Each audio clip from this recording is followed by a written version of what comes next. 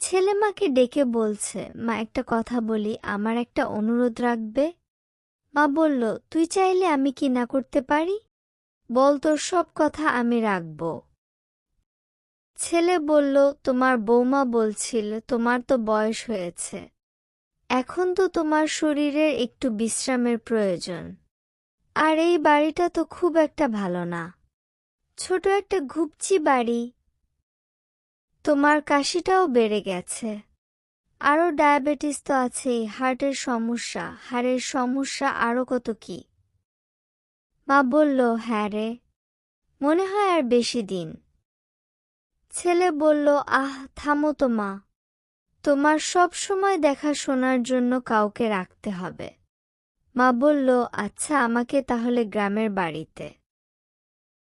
ছেলে বলল, না না, ওই যে বৃদ্ধাশ্রমের স্পেশাল ব্রাঞ্চে ভর্তি করালে কেমন হয়? এটাই বলছিল তোমার বৌমা। ওখানে অনেকে থাকবে তোমার মতোই, তাদের সাথে গল্প করতে পারবে, আর এ বাড়িতে তো কেউই নাই। আমি ব্যবসায় দৌড়াচ্ছি, তোমার বৌমা অফিসে, আর মিঠু তো সারাদিনই স্কুলে।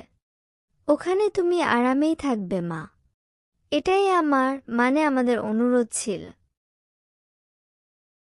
মা বলল, আচ্ছা, তুই চাইলে তাই হবে।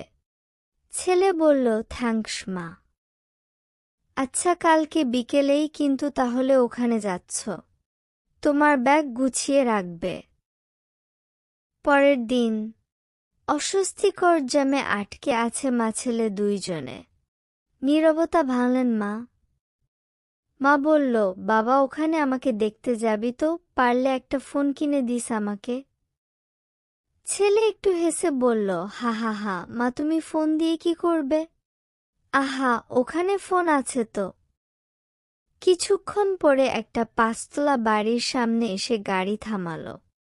বেশ কিছুক্ষণ নীরব থেকে এবার ছেলে বলে উঠল, নামো মা। এটাই তো ওই বৃদ্ধাশ্রম। বলেছিলাম না তোমার পছন্দ হবে। তোমার জন্য দোতলার দক্ষিণের ঘরটা বুকিং করে রেখেছি। টিং ডং দরজা খুলল। Happy birthday to you, happy birthday to you মা, হ্যাপি বার্থডে টু ইউ। দরজা খুলতেই চমকে গেলেন মা। আরে, ওই তো তার একমাত্র নাতি আর বৌমা বিশাল একটা কেক নিয়ে দাঁড়িয়ে আছে। এত বেলুন আগে কখনো দেখেননি।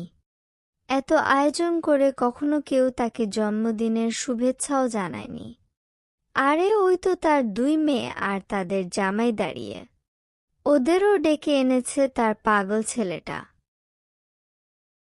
হ্যাপি বার্থডে মা।